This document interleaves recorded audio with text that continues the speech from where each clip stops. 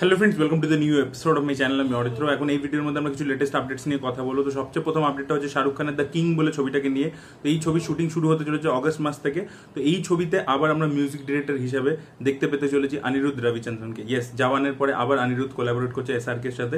এই ছবিটা ডিরেক্ট করবেন সুজয় ঘোষ। শাহরুখ খান বেশ বড় বাজেট খরচা করে এই ছবিটা করছে এবং এখানে এখন সেই লিড চরিত্র হয়ে গেছে এবং সুহানা খানের ক্যারেক্টারটা কিন্তু এখন সাপোর্টিং অ্যাক্ট্রেস হয়ে গেছে। দেখা যাক এই ছবির মিউজিক এবং স্পেশালি বিজিএম কতটা পপুলার হয়, সেটাই দেখার মতো বিষয় হবে।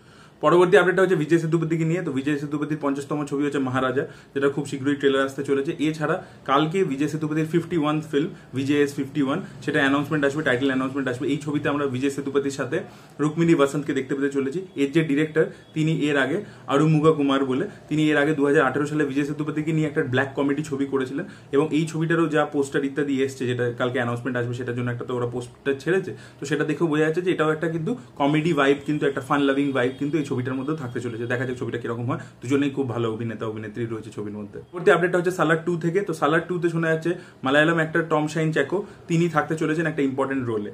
পরবর্তী আপডেট হচ্ছে কালকি 289 এর রেডিকে কেন্দ্র করে প্রভাসের ছবি আবার। তো এই ছবিটা জুনে রিলিজ করতে চলেছে, জুনের শেষের দিকে, লাস্ট উইকে। তো এই ছবিটার 4টে এপিসোডিক প্রিলিউড রিলিজ করবে মেকার্সরা এবং জুন মাস থেকে এটা রিলিজ হওয়া শুরু করবে, প্রতি সপ্তাহে একটা করে। এবং প্রতিটা প্রিলিউড শোনা যাচ্ছে 30 মিনিটের হতে চলেছে, আধ ঘন্টার হতে চলেছে এবং সেখানে প্রভাসের ক্যারেক্টারটাকে আমরা দেখতে পারবো এবং সিনেমার ওয়ার্ল্ড সম্পর্কে আমরা বুঝতে পারবো। এটা কিন্তু জুন মাস থেকে তারা পরপর রিলিজ করবে এবং এই ছবির কিন্তু মেগা প্রমোশনের প্ল্যান হচ্ছে। রামোজি ফিল্ম সিটিতে কিন্তু এই ছবিটার প্রমোশন ইত্যাদি হবে। পরবর্তী আপডেটটা হচ্ছে খাকি দ্য বেঙ্গল চ্যাপ্টার বলে সিরিজটাকে নিয়ে, নেটফ্লিক্সের সিরিজ, যেটা নীরজ পান্ডে ডিরেক্ট করতে চলেছেন। তো এই সিরিজের মধ্যে আমরা জিৎ, প্রসেনজিৎ, পরমব্রত চট্টোপাধ্যায়কে একসাথে দেখতে পাবো। এর সাথে শাশ্বত চট্টোপাধ্যায়ও রয়েছেন এই সিরিজের মধ্যে। তার লুক টেস্টও ডান হয়ে গেছে, তিনি নিজে কনফার্ম করেছেন। এছাড়া সোলাঙ্কি রয়ও এই সিরিজের মধ্যে থাকতে চলেছে। পরবর্তী আপডেটটা হচ্ছে পাভেলকে নিয়ে। তো পাভেলের পরবর্তী ছবি আসে ক্যামেলিয়া প্রোডাকশনে, পরাণ যাহা চায় বলে। এই ছবির মধ্যে আমরা পরাণ বন্দ্যোপাধ্যায়, তার সাথে ইন্দ্রনীল সেনগুপ্ত এবং তার সাথে অনির্বাণ চক্রবর্তীকেও দেখতে পাবো।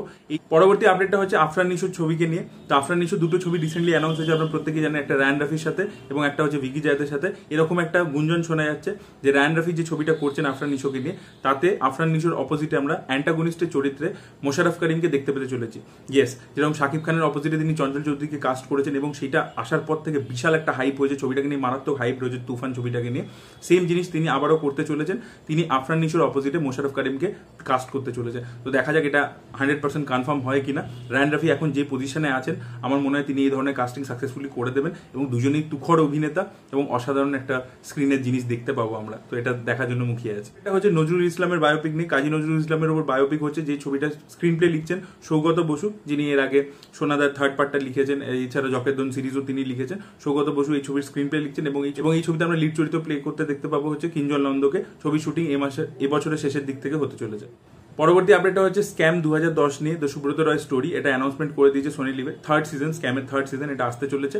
সুব্রত রায় সাহারা, তার গল্প নিয়ে আমরা দেখতে পাবো এবং হানসাল মেহতা এটা নিজে ডিরেক্ট করবেন। সেকেন্ড সিজনটা স্ক্যাম 2003 তেলগি স্টোরিটা তিনি নিজে ডিরেক্ট করেননি, এটা কিন্তু একটু রিভিউজ খারাপ পেয়েছিল। এবারে হানসাল মেহতা আবার নিজে থার্ড সিজনটা ডিরেক্ট করছেন। তো আশা করবো যে ফার্স্ট সিজনের যে স্ট্যান্ডার্ড ছিল সেটা কোথাও গিয়ে উনি ম্যাচ করবেন। পরবর্তী আপডেটটা হচ্ছে সিকান্দার বলে ছবিটাকে নিয়ে, যেটা সালমান খান এবং এআর মুরুগাদাস একসাথে করছেন। এই ছবিতে রশ্মিকা মান্দানাকে আমরা হিরোইন হিসেবে দেখতে পাবো। তো এই ছবিটার একটা কন্ট্রোভার্সি হয়েছে, এই যে সিকান্দার বলে টাইটেলটা, এটা নিয়ে একটা প্রবলেম হয়েছে। যেটা হচ্ছে আনজান বলে একটা ছবি এসেছিল, সুরিয়ার ছবি 2014 সালে, যাতে আনজাম এবং বিদ্যুৎ জাম্বাল ছিল। তো ওই ছবিটা কিন্তু তেলেগুতে কদিন আগে তার যে প্রডিউসার তেলেগুতে ডাব করে রিলিজ করেছিল তেলেগুতে, সেই নামটা ছিল হচ্ছে সিকান্দার বলে।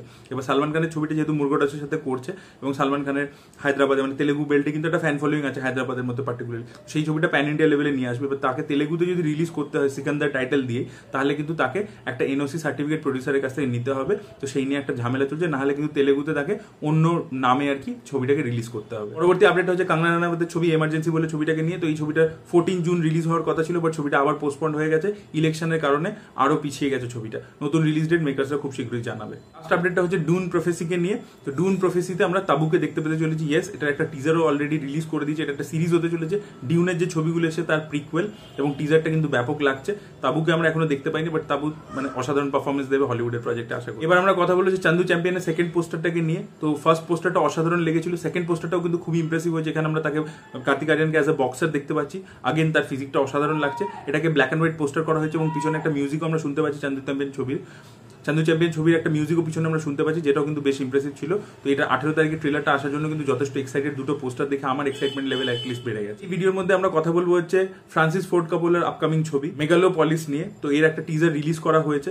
টিজারটা কিন্তু ব্যাপক ছিল, ভিজুয়ালস অসাধারণ, দারুণ। এটা একটা সায়েন্স ফিকশন ড্রামা ছবি হতে চলেছে। এখানে আমরা দেখতে পাচ্ছি যে একটা নিউ রোম বলে জায়গা আছে, যেটার উপরে একটা ডিজাস্টারের পরে সেটা পুরোপুরি ক্ষতি হয়ে গেছে। একজন আর্কিটেক্ট রয়েছে যার কাছে মানে পাওয়ার রয়েছে, টাইম কন্ট্রোল করতে পারে। তো সে এবার এটাকে একটা ইউটোপিয়ান সোসাইটি বানাতে চাইছে, বাট একজন মেয়র রয়েছে, সে এই কেওসটাকে মেনটেন করতে চাইছে। এবার তার মাঝখানে একটা লাভ স্টোরি রয়েছে, এই আর্কিটেক্টের সাথে এই মেয়রের মেয়ের একটা প্রেম রয়েছে, সেটাও আমরা দেখতে পাচ্ছি। এই ঝলকগুলো কিন্তু রয়েছে, এবং যে জিনিসপত্র, যে ভিজুয়ালস দেখতে পাচ্ছি অসাধারণ লাগছে।